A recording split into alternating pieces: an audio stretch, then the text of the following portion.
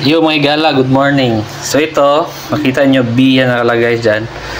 So meaning yan,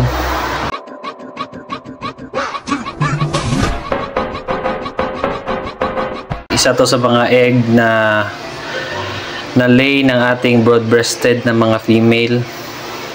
So nakita nyo 21st day pa yan, no? So anong petsa na ngayon? Hanggang ngayon hindi siya fertile. Walang pabo sa loob. So i-open natin. So wala talaga. So yung mga pabo natin na mga broad-breasted, do meron tayong male, malamang yung mga broad-breasted natin na female na buntis lang or nagka-egg dahil sa feeds. Yan, no? Fresh na fresh pa rin. Ilang days na. 21 pa siya ng November.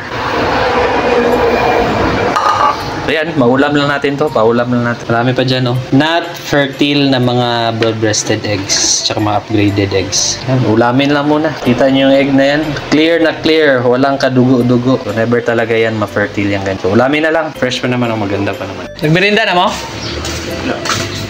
Mag-lichiplan sa mo ron. Lichiplan. Wow. Lichiplan sa mo dito. Merinda sa mag-lichiplan. Tayo lang kasukal. Eh. Tuo po dahi ka.